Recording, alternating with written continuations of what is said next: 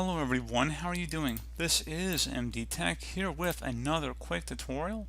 In today's tutorial, I'm going to show you guys how to resolve if you're coming across an issue on your Windows 10 computer where you are having an issue when you're inserting a USB device. It says that Windows was unable to complete the format. So this should hopefully be a pretty straightforward process, guys, and without further ado, let's go ahead and jump straight into it.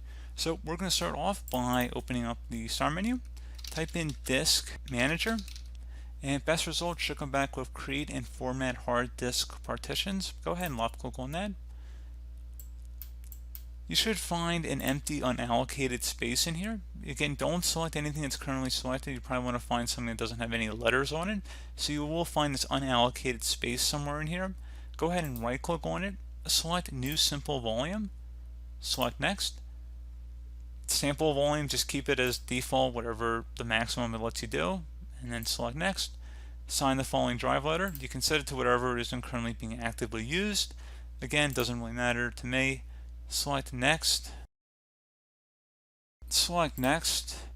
And then just make sure perform a quick format is checkmarked here. Volume label, you can name it whatever you want, doesn't really matter to me. And then just select next. Select finish.